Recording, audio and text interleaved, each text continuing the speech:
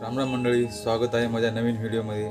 आज तुम्हाला एक नवीन माहिती देणार आहे, ते म्हणजे डिप्रेशन एक अशी बिमारी आहे, ते कोणाला दिसत नाही, पण तो माणूस आतल्या आत झुरत असतो, आतल्या आत मरत असतो।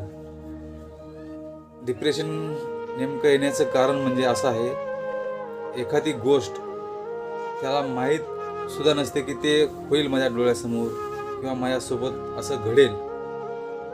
त्या गोष्टी जेव्हा घडते, ते गोष्ट घडल्यानंतर माणूस मनावर घेते, ती गोष्ट मनावर घेतल्यामुळं ते गोष्ट कोणाला सांगू शकत नाही, कोणाला दाखवू शकत नाही। अशा गोष्टीला सारखं मनातल्या मनात तो झुरत असतो। त्याच्या झुरण्यामुळं त्याच्या डोक्यावर परिणाम पडतो, सारखं तणाव येते, चिडचिड निर्माण होते। त्याला कोणाला सांगावं काय नाही समजत नाही, कोणाला जरी सांगितलं तर समोरचा माणूस त्याला समजून घेत नाही। अशा गोष्टीमध्ये त्याला डिप्रेशन तयार होते। रात्रभर कधी त्याला झोप सुद्धा लागत नाही, त्याचं मन कुठंच लागत नाही।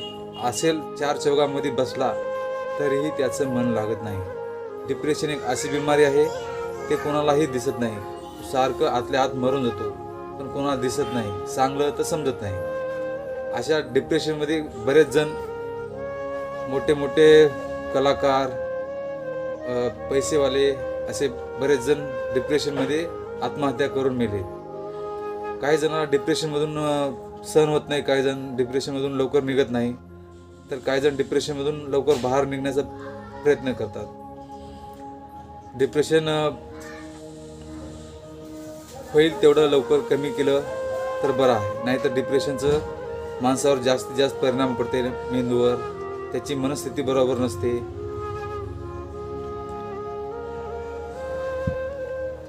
जर तुमच्यासमोर असं कोणी डिप्रेशनमध्ये आलेला माणूस असेल, तर त्या माणसाला तुम्ही समजून घ्या, त्याची जे मनस्थिती आहे त्याला समजून घ्यायचा प्रयत्न करा, त्याचं अंतर्मनामधलं दुःख काय आहे हे समजून घेण्याचा प्रयत्न करा। माणूस काय जेव्हा रडतो तेव्हा मोकळा होतो, व्यक्त होतो सांगून बोलून, पण एखादा व्यक्ती काय त्याला रडताही येत नाही, सांगताही येत नाही, सांगलं तर समोरचा माणूस समजून घेत नाही। अशा गोष्टीमुळं माणसाला तणाव निर्माण होतो, डिप्रेशनमध्ये जातो, एन्झायटी होते, स्वतः आतल्या आत झुरत असतो, त्याला आत्महत्या करण्याचा विचार येतो सारखं, कारण की त्याला समजूनच घेणारं कोण नसते। अशा गोष्टीमध्ये त्याच्या डोक्यावर परिणाम पडते, आत्महत्येचा विचार येते।